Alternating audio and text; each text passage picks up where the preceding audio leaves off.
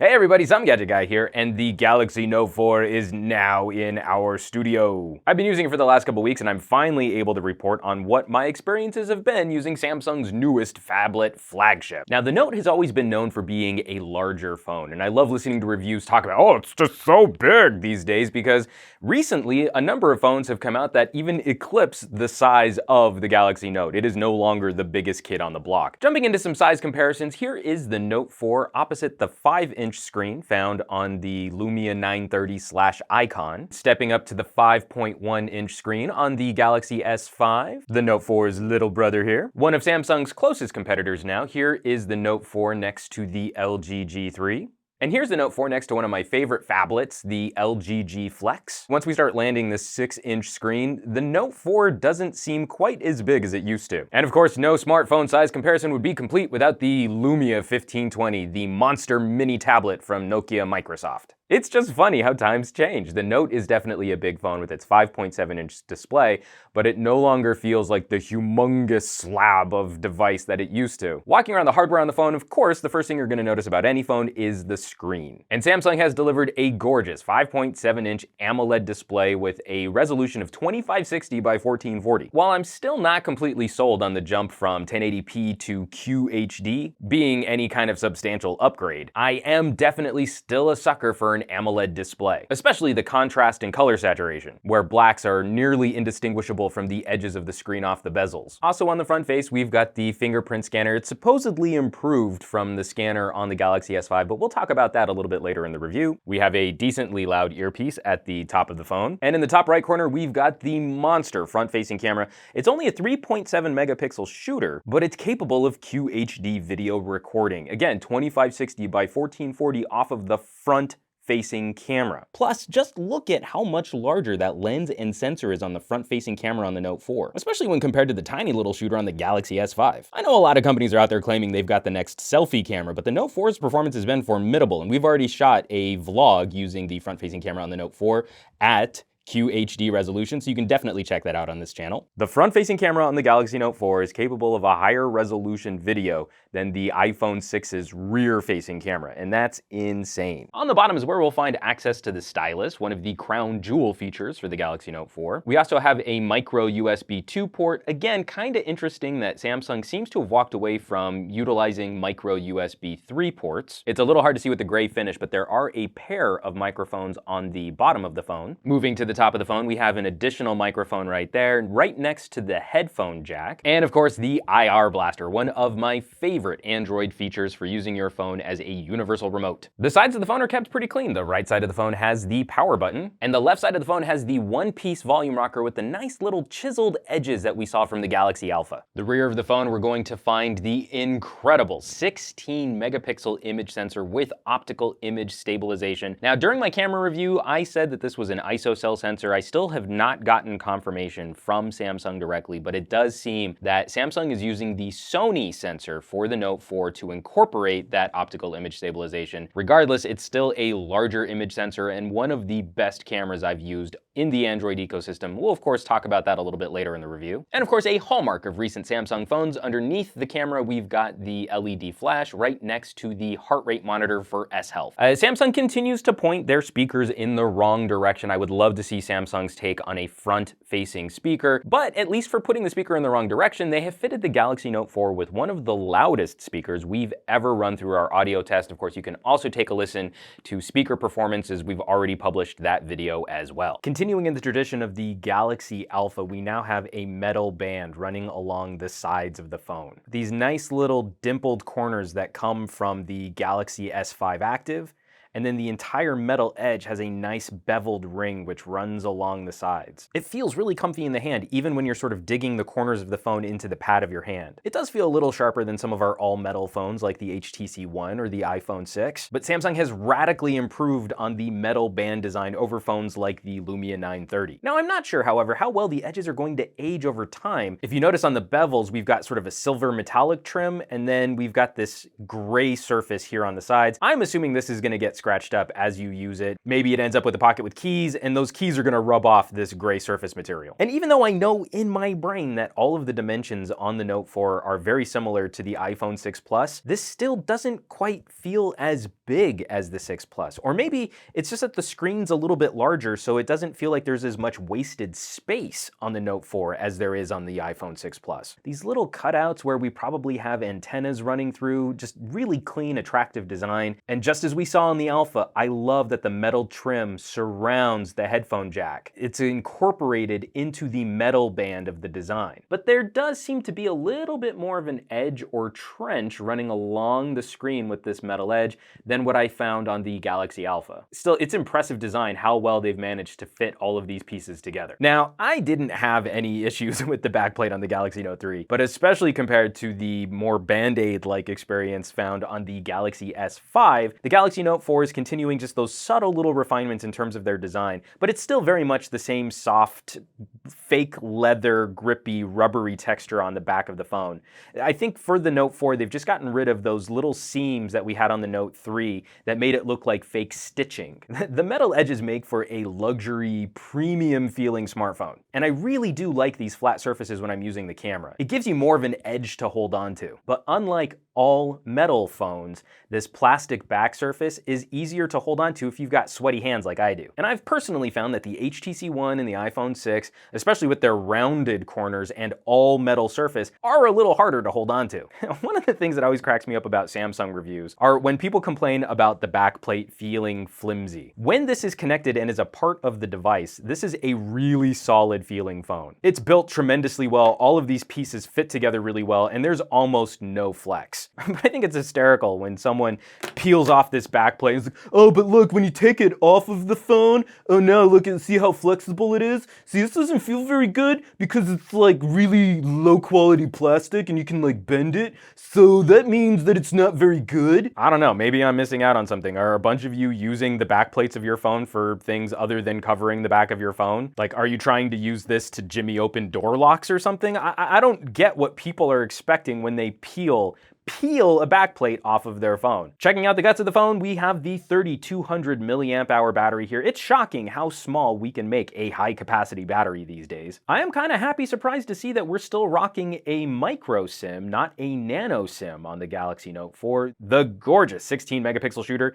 We have already produced camera reviews, and it's a joy to shoot with this camera. This is one of the most fun cameras I've used in quite a while, especially one that wasn't bolted onto the back of a Nokia phone. And while the Note comes with 32 gigabytes of storage built in, there is a micro SD card slot capable of supporting up to a 128 gigabyte micro SD card. And though we've got this tiny little cutout for where the speaker vents on the backplate, this is actually the speaker assembly on the rear of the phone, and it's honking loud. Now, this has been one of the snappiest Samsungs I think I've ever used. The Qualcomm 805 is being put to great use in the Galaxy Note 4. And while the combination of a super high resolution display and TouchWiz definitely takes a bite out of that more powerful processor, in general, I'm still finding Note 4 performance to be a touch quicker or a touch snappier than the LG G3. And that extra horsepower is appreciated, as I find I really do need to use the power saving feature on the Galaxy Note 4. I have it turned off for this review just so you can see it cranking at full speed,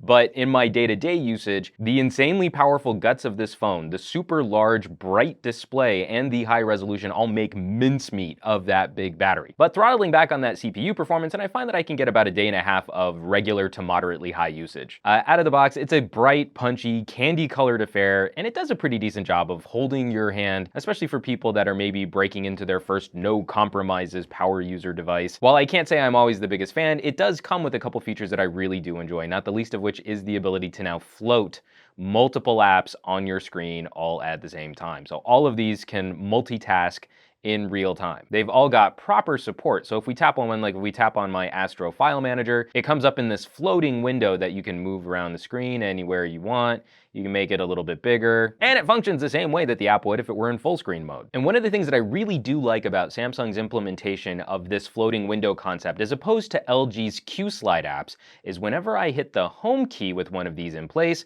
I get this little floating icon that nicely minimizes and hides the app, but I can quickly tap on on that to get back into where I was. Of course, with that amazing feature, I also have to give Samsung a knock in that the Note 4 still continues to force us into a 4x4 grid on the home screen. We have all of this room, we have all of this space, and we have all of these dots on the screen, and I still have to make a Sophie's choice. It's an even bigger mess when you start getting into some of our favorite widgets. And I really wish that Samsung would start opening up on the Note line, maybe not necessarily on the Galaxy S5 or on the Galaxy Alpha, but at least on the Note to give us maybe a 5x5 grid. And Samsung also has a whole suite of apps that they'll include on the phone to take advantage of the various hardware features. For example, S Health is going to be your fitness and health tracker and ties into the heart rate monitor on the back of the phone. I have never used S Voice. I really wish Samsung would stop competing with Google Now on their Android devices, as I find Google Now just better integrates with the rest of the Android experience. And while I'm always really excited to see the IR blaster on the top of a phone, I have to say that the smart remote that Samsung packages with their phones is one of my least favorite remote apps. I'm really just not a big fan of Peel in the way that they try and introduce you to content that you might find interesting,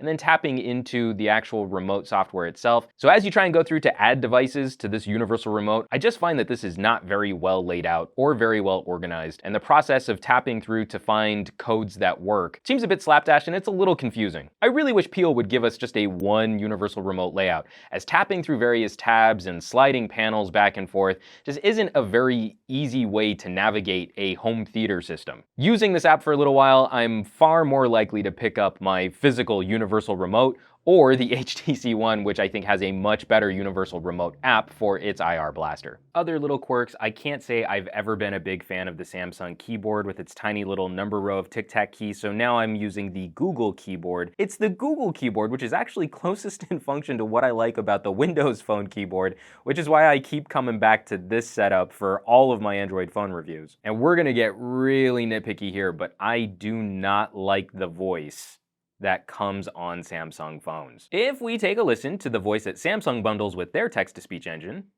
this is an example of speech synthesis in English. And then we compare that to what Google uses in their text-to-speech engine, this is an example of speech synthesis in English. It's just no contest. Google's speech engine is phenomenal. As you're getting turn-by-turn directions from the Samsung voice, it's just a slightly huskier voice. In my opinion, the Google voice does seem to do a slightly better job of cutting through noise as I'm trying to navigate busy streets. Honestly, one of my biggest gripes with Samsung phones is how they prevent you from disabling their built-in features. I really do prefer using the Google Calendar app over the Samsung Calendar app. And even though I've disabled the Samsung Calendar app, whenever I get a new calendar alert, if I tap on it to add it to my calendar, the Samsung Calendar pops back up. I have not found a way to fully disable the Samsung Calendar. And if anyone has found a way, please drop me a comment on this video. While I've been using TouchWiz for my review, as I start pushing into more long-term usage for the Galaxy Note 4, I'm probably going to switch over into Nova Launcher just so I can customize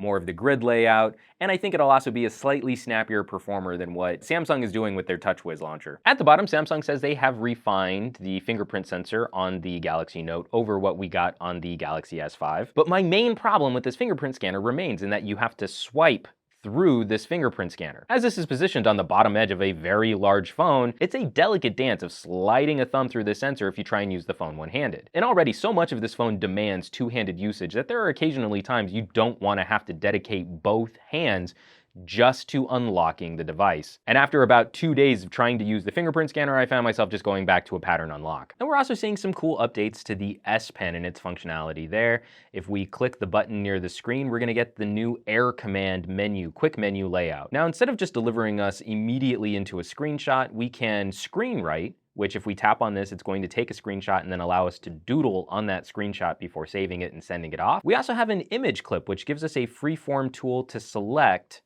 something to cut out. So now I can save this, share this, continue editing it, and it's a handy little tool just to cut out a piece of something if I want to share it with someone. We have a smart selection tool, which also now gives us a more rectangular selection process. And like our multitasking window, can collect these little snippets in floating windows on our home screen. And of course, this would not be a note if we didn't have fast access to a memo tool. And tapping on Action Memo pulls up a post-it note style interface for us to doodle down notes, to jot, and it also does a reasonably job of handwriting recognition. I'm not going to run through showing you how awful my handwriting is, because it's not fair to the Note in how poorly it does translating my handwriting. Now, gaming performance has been snappy and quick. There aren't any real games out that I know of. Someone drop me some comments down below if you found one that actually do take advantage of a 2560 by 1440 display. I've been looking for them since we started playing with the LG G3. Even the fact that this is upscaling content, you still get a wonderful gaming experience with all of those fun little particle and lighting effects that we're starting to now see. Sorry, I'm trying to actually play this game, and it's really hard to play this game while also staring at a camera screen to make sure that I've got this shot in frame and in focus. All in all, it's really pleasant and punchy performance, and I haven't thrown a game at this thing yet that really made it struggle. Of course, I'm not a huge mobile gamer, but those of you looking for a power user device in the Android space that can handle almost console quality gaming, the Note 4 is definitely near the top of that list. The Samsung camera is phenomenal. It's a nice wide shooter, and it's a native 16 megapixel 16:9 image. Let me turn off HDR, and then we can get into some quick settings. We do have filters here if you want to go directly into making something faded, grayscale, sepia, turquoise, cartoon. You can do a fisheye lens view here. It just sort of warps the frame and turns it into sort of a circular look as I move this thing here through the rear. It just kind of distorts the whole frame. It's a lot of fun to play with. And you've got a ton of different filters to play with, plus the ability to download more directly from the Samsung App Store. And we've got quick settings down here for the flash and for a timer. So if you want to set the camera up, hit the timer and then run around to the other side so you can take a group shot. It's a very easy process on the Note 4's new camera app. And for those of us who want to get into even more control over our photos and videos, we have the expanded menu of settings and options. We've got exposure control, which I leave as a quick setting here on the side that helps you brighten or darken the scene. It tells the camera what it should be focusing on. We have ISO controls, white balance controls, metering modes. I tend to leave mine in spot metering, so it'll take its exposure cue from wherever I tap on the screen. We have a decent HDR setting. I find that Samsung cameras tend to oversaturate and overexpose slightly anyway, and the HDR in some instances can actually exacerbate some of those issues. We can turn on tap to take pics. Let me tap on that there. And then wherever we focus, it'll automatically take a picture on that focus point. And we also have our video sizes. So the Note 4 shoots a really high quality 1080p video, and I've already produced a video test in UHD, but I'm also kind of happy to see that they've got a setting for 2560 by 1440. You can shoot video at the native resolution of the Note 4's screen. Higher than 1080p, takes up a little less space than UHD. In recording mode, we have different settings for video. If we want to do smooth motion video, we want to do fast. This is sort of turning your video into more of a time-lapse style video. And then slow motion in varying degrees, if I tap on that right there, all the way down to 1/8 speed, which is 240 frames per second. This, of course, drops your resolution down to 720p, just like on the iPhone. But as the iPhone made a big deal out of 240 frames per second slow motion, the Note 4 is following in their footsteps and providing the same speed ramp for slowing down content while shooting video. And here we have video stabilization. And this is something that's been a little misunderstood on some of the other Note 4 videos that I've seen. When we come in and shoot video at UHD, it disables video stabilization. But I thought the Note 4 had hardware optical image stabilization, and it does. If you watch our Note 4 camera review, you'll see that the footage is actually pretty well smoothed out, especially if you compare it to video shot off of the Alpha or Galaxy S5, which do not have hardware optical image stabilization. The video stabilization that we're employing here is software electronic image stabilization, which is only available at lower resolution video at 1080p. And what this does is it crops in the frame on your video to provide both hardware and software image stabilization, very similar to what the iPhone 6 Plus does. And if you notice, there no longer is a separate setting for software image stabilization for shooting stills. Now, when you just take a picture with the Note, you no longer have that super long scanning mode It automatically goes into a nighttime photography mode, but the hardware image stabilization takes a huge chunk out of the amount of time that the Galaxy S5 would sit there and scan through the scene. We've got the ability to geotag our photos and videos. We've got volume key control, depending on what you want to use the volume key for. It can take pictures, record video, or you can use the rocker as a zoom for the fantastic 8x digital zoom built into this camera. We have shutter sound control, voice control actions. If you want to say cheese and have it take a photo, that's how you enable it right there. The ability to turn on and off grid lines. I do like having my rule of third lines up there. It does seem to help me compose better shots. The ability to review photos and videos after we shoot them. I usually leave that off because I don't want anything lagging my camera. I want to get right back into taking another shot. And of course, our storage location options. And as I have a really fast memory card in the Note 4, I usually leave that set to my memory card, and I leave the 32 gigabytes of storage built into the Note 4 free for all of my apps. And just so we can see stills performance, if I tap on this little ship in a bottle here and hold down the camera button, yeah, the burst mode on Samsung phones still doesn't approach the fluidity of the burst mode on the iPhone 6. But whereas the iPhone is stuck at just under 8 megapixel stills, this is shooting 16 megapixel stills. So the fact that it can knock out 30 shots that quickly, save them to a memory card, not even the built-in storage, it's still pretty decent performance, though I do wish that that burst mode had a smoother interface or a smoother action to get you into shooting that many stills. Well, folks, here we are at the end of the review. And what do I think of the Galaxy Note 4? We definitely continue to see a few of those Samsung quirks that I don't necessarily love. That being said, though, the Note represents an uncompromising data-driven device. I really do think that Samsung is looking at the Note as their crown jewel device and not the Galaxy S5. And as such, I really do think that Samsung still has the best grip on what it is that draws us to a larger screened experience. It's not just a blown up Galaxy S5, this is a different beast. And it's definitely the showcase for all of their bleeding edge technologies. Now that Samsung has addressed some of the build quality issues that I've had with some of their previous phones, and they've included some incredible improvements to things like camera performance, it really pains me to say this, but the Note 4 is shaping up to be my favorite Android phone of the year. And if you've watched my channel at all, I am not the biggest fan of phablets. So for a larger screened phone to win me over, the guts of this phone have been consistently impressive. Of course, having the best camera hardware software experience on any Android phone that I've ever used in the past certainly doesn't hurt, as I'm something of a smartphone camera snob. But of course, I want to hear from you folks, especially for those of you who are fans of the larger screened experiences, as I'm not the biggest fan of phablets. What have your experiences been? A number of you have already been leaving me comments about the Galaxy Note 4 as you've been playing with them for a while. Definitely drop me comments down below because I love the conversations that we get into. As always, folks, thanks so much for watching my videos, subscribing to my channel, and I would not be able to continue producing reviews like these if you all weren't out there sharing my videos with family, friends, and on social media. Hit that thumbs up button, and I will catch you all on the next review.